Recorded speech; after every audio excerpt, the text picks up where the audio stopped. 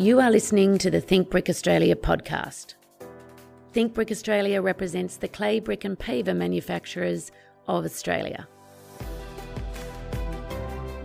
Brick by brick, our podcast will discuss technical information and architectural case studies with special guests. I'm your host, Elizabeth McIntyre, the CEO of Think Brick Australia. On today's episode, I'm delighted to welcome back Jack Gill, our technical lead here at Think Brick Australia. And Jack, we're discussing where most of Australians live, which is along the Australian coast. Welcome. That's right. Thank you very much for having me, Elizabeth. It's great to be back.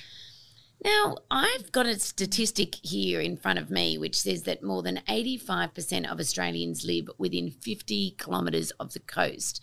And you yourself actually grew up in this type of area. Could you share that with us? Yeah, definitely. I think Australians have always traditionally had an affinity for living near the coast. I mean, all of our major cities and our state capitals are all located right on the coast.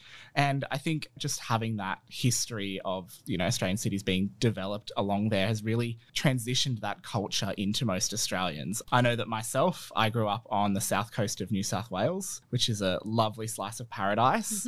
Really beautiful beaches, beautiful people. And I think it's something that most Australians resonate with. It's not a unique story to grow up along the coast and grow up in that sort of marine or beachy environment. Yeah, and I think, it's one of those things when you go overseas, people say Australia is such a big country, but they don't realise that 75% of it is inhabitable, especially in the middle there. But what we're actually going to talk about today is what does that mean about designing for the coast? And the key word we're going to talk about is durability. Yes, that is the key word. I think that's the main thing that Australian building designers need to sort of take into consideration when we're building not only residential homes, but also commercial buildings as well. And the idea of durability is the ability to resist wear and deterioration through a building material or a building's intended lifetime. So essentially what this means in plain terms is that a building that's highly durable will last the test of time without the need for excessive maintenance. I think we're all striving for that for our own bodies as well, Jack. So now that we're talking about a surf coast, how is that defined in AS 3700?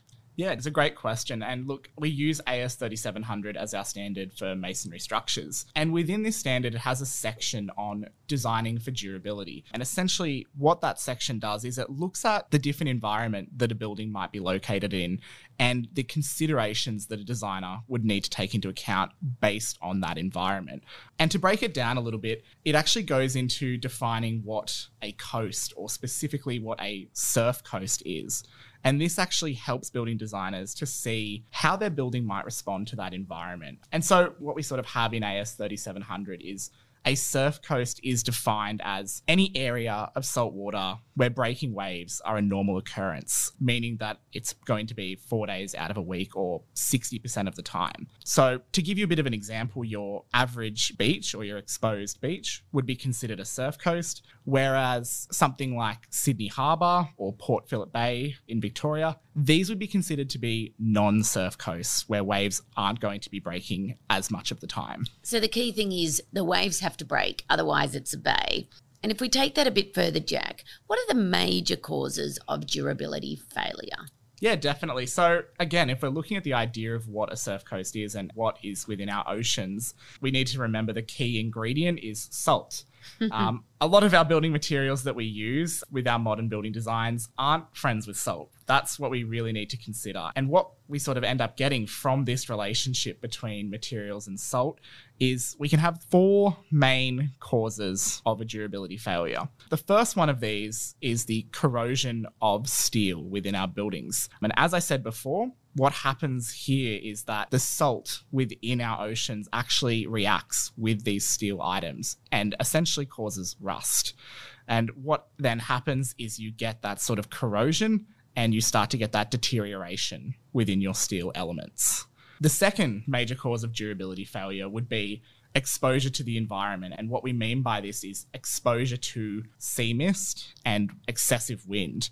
Remembering that when we're on a surf coast, usually we're having buildings that are exposed to stronger winds, and this can actually lead to that deterioration from a durability perspective. I think as well, if you've sat on the beach on a windy day, you know exactly what you're up against at a very small level. Exactly. If you've ever felt that sand blast straight into you, then imagine that 24/7 for your building.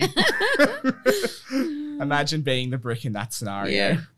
So the third major cause of durability failure would be the effect of the salts themselves on the building material. And what happens here is these salts from the ocean and carried by the wind get into our building materials and cause that excessive degradation over time. And finally, we have our fourth major cause of durability failure, which would be high pressure cleaning. And not by an accredited Think Brick cleaner. That's exactly right. And that's a separate podcast. Thank you for that, Jack. But I guess essentially, if I can narrow this down, what we're essentially looking at is trying to protect a building from water and wind. So then on that note, what would be the standard moisture prevention systems that we use? Yeah, definitely. And look, this is the great thing, I think, specifically about bricks is that they're an incredibly durable material and they do withstand the test of time. And if we're talking about a brick structure specifically and moisture prevention within a brick structure, what we would generally have is weep holes, flashings, and damp-proof courses. And all of our keen podcast listeners would be aware of these systems. But essentially, all of these three items do, and these key moisture prevention systems do, is they collect and redirect moisture out of your brickwork so that it's not staying in there and causing issues. Because as anyone's probably aware, when you get water inside your building, inside your home, generally not a great experience. Not fun at all. And we've actually done a whole podcast on weep holes and weathering of brick. So, Jack, we do have some previous podcasts that go into exposure environments and how they're defined by AS 3700. But I guess what I'm really curious about here is just taking, pardon the pun, a deep dive into what mortar and what mortar joints would be the best for these environments. Yeah, definitely. And look, while we're on the subject of moisture prevention, it's really important to note that when we're talking about a brick wall, we need to take into account the mortar. After all, it is up to 15%, sometimes more, of our brickwork. So it's really important to treat these as designers with the respect they deserve. And again, it's the idea of redirecting that moisture. So with a mortar joint, we're going to be looking for something that is ironed. So what ends up happening is when the water hits the brickwork and hits that mortar joint, it essentially uses the mortar joint as a skateboarding ramp and goes into the brickwork and flicks straight back off it.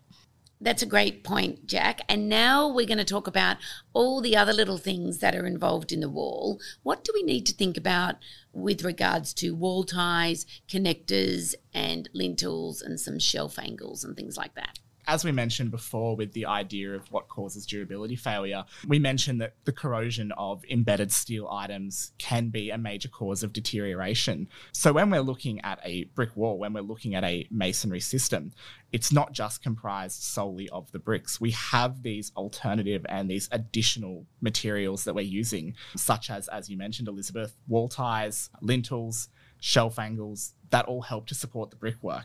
Most of these items are usually made out of steel. And if we don't have the correct materials here and the correct specification of the steel, what's going to happen is these items are going to corrode, they're going to rust, and they're going to eventually cause structural failure. And the major issue of durability failure. Exactly. So depending on where you're located, depending on what your exposure environment is and how close you are to those surf coasts or non-surf coasts that we talked about earlier, you will have to look at your manufacturer of these components and inquire about the correct durability class for each of these components. And those durability classes are given within AS 2699 and AS 3700 specifically. And there's a perfect table 3.1 that I'm looking at here. Jack, thank you so much for that. So just in summary, as we were saying, most Australians love living on the coast. In fact, 85% of us live within 50 kilometres of the coast. There's a few things that we want to break down with regards to durability and why brick is the best thing for these coastal environments. But we've just highlighted the major causes of durability, in particular, some standard moisture prevention systems as well as mortar and the finishes, as well as the components of other areas of masonry to ensure that their durability doesn't impact the brick's durability. Have I covered everything, Jack? Absolutely. Look, we've come from a discussion of what durability is and what living on the coast means for Australians. And I think it's really important to go back to that definition that a highly durable material will require minimal cleaning, minimal maintenance. It will be easy to hose down and clean salt off, and it will not rust or weather over time. And look, if we consider how bricks are and their material components and their material chemistry, they fit the definition of what a highly durable material is. So they're perfect if you're looking to design and build a home on the Australian coast. If you're thinking coastal living, think brick. Absolutely, think brick. And we'll put in the show notes all of those references to our previous podcasts, as well as some of these tables. Absolutely. Jack, thank you for helping us think about building along the Australian coast today. No worries. Thank you for having me very much.